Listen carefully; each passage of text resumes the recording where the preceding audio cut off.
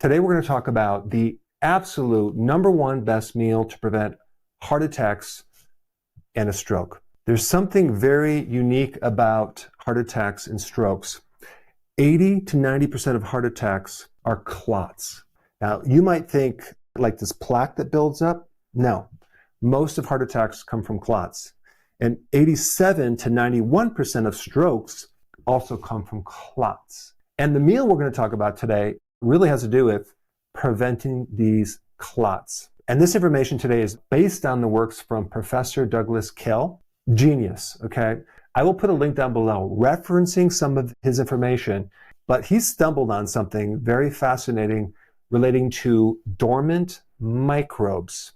And a lot of these dormant microbes are actually pathogenic, okay? They create disease, but they're asleep and they're waiting for an opportunity to come back alive. I mean, even in the winter, for example, you have all these microbes in the soil that become frozen, but they're going into this dormant mode or a spore mode, and they're waiting until the season to change where they can come out and thrive. So this is what you need to know. Normally, when a clot forms, whether you cut yourself on your finger or something happens internally, you have certain things that come in there, certain proteins that form a clot. And then right after that, once it heals, it dissolves. Sometimes within minutes, sometimes hours, sometimes a little bit longer. This is a normal clotting process. If we didn't have this survival mechanism, we would bleed to death. However, in certain circumstances, especially with heart attacks and strokes, we have a different type of clotting that occurs. Now we have dense, matted strings of spaghetti that get hardened that are very difficult to dissolve. What you need to know is when we're dealing with most heart attacks and most strokes, we're not talking about a normal clot. We're talking about a different type of clotting where this normal clotting process changes over into something that is very dysfunctional. What causes this normal clotting process to turn over into this dysfunctional clotting process? The first thing in the perfect storm is a leak from either in your gums, in your mouth, or in your gut. If you have a certain type of pathogen that breaks down part of its outer shell, okay, or they call it the outer wall, that's called an endotoxin, okay, endotoxin.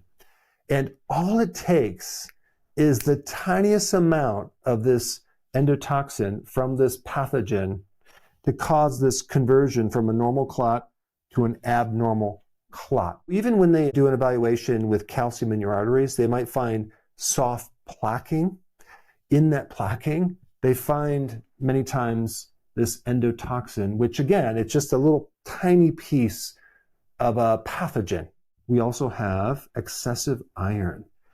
What you need to know about iron is that your body has all these mechanisms to tightly control iron, because if there's too much iron, your pathogens will just thrive like crazy. Whereas we need oxygen to live, pathogens live on iron. And so there's this battle between the good bacteria and the bad bacteria fighting for iron.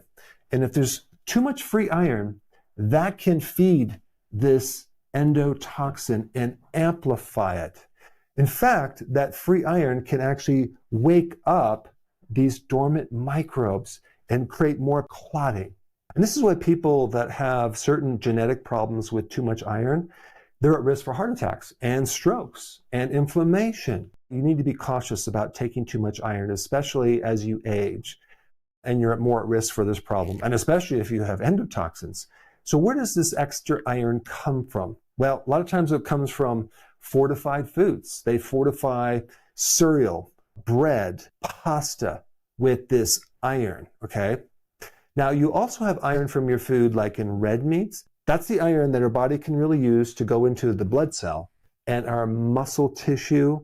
Also, from the supplements that people take, I would never recommend someone taking a supplement with iron, even if they're anemic. Instead, I would probably have them take a heme type of iron from either red meat or from liver, something like that, but not the type of iron that's in most of the supplements, especially the one-a-days. I also do not recommend that you cook in iron skillets. As a side note, when you drink alcohol, that also increases more iron in our bodies. So you have to be careful with that as well. Now let's talk about the stress. When you go through stress, you increase adrenaline.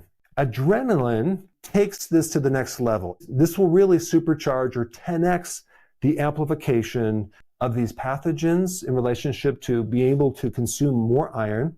Because if you think about it, adrenaline is a stress, and stress shuts down your own immune system and allows these microbes to actually be out of balance and start to grow more. And this is why even if you take a steroid, which is kind of a synthetic version of cortisol, which is another stress hormone, that can really take your immune system and just completely turn it off. This is why when someone goes through stress, the risk of dying from a heart attack goes up sometimes up to 2,000%, especially after severe stress or grief from the loss of a loved one.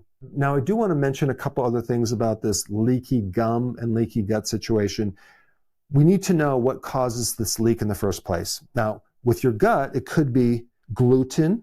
That's the protein that we can't really digest too well in certain grains.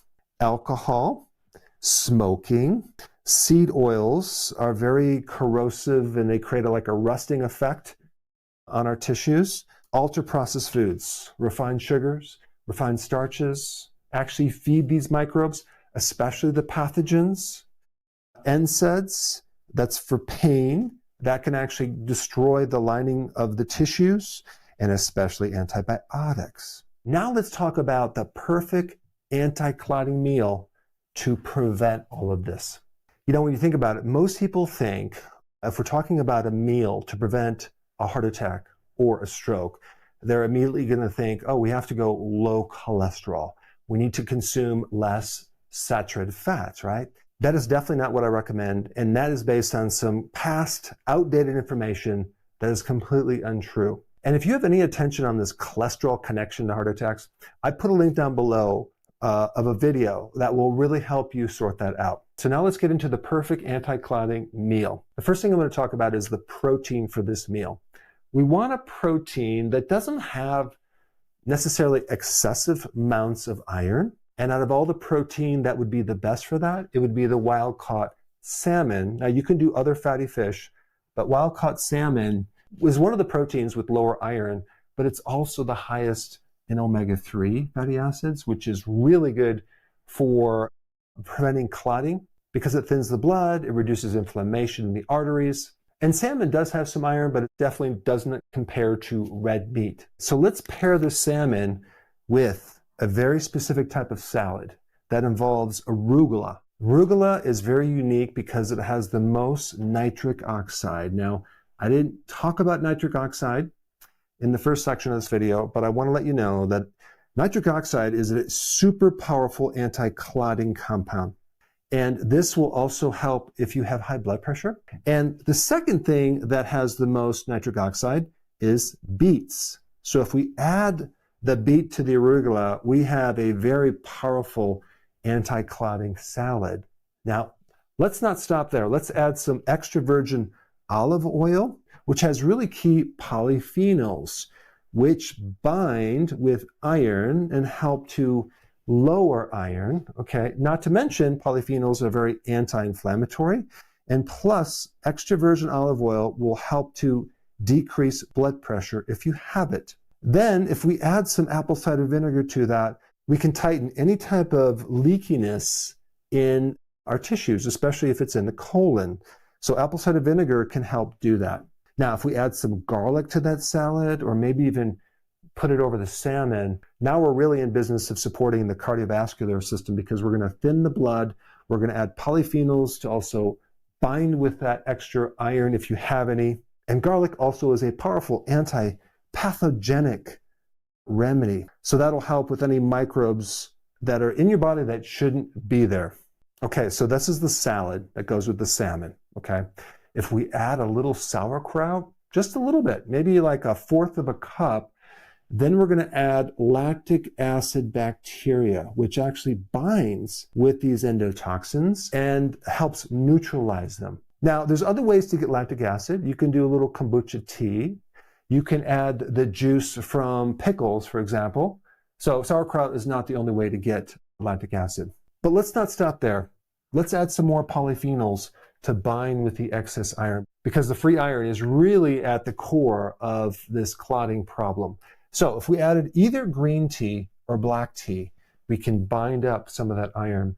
If we also add a little dark chocolate at the end, now you can either get the 85% or 90% dark chocolate and add that to the meal, just a little bit, which can actually bind this iron because it's loaded with polyphenols. But also dark chocolate is loaded with magnesium, which will also help the arteries and the heart, because heart problems are really related to too much calcium and not enough magnesium. Magnesium is one of the best things for atrial fibrillation and also to help lower blood pressure. You can even take this dark chocolate powder and put it in your coffee in the morning. That's what I do. Just a little bit, dissolve it up, and drink that down for the polyphenols. After you've eaten the meal, okay, go for a 10-minute or a 20-minute post-meal walk while you breathe through your nose. Nasal breathing increases nitric oxide and actually enhances the oxygen, and exercise itself can help dissolve clots. Not to mention help your blood sugars be balanced better, not to mention increase more oxygen into the body.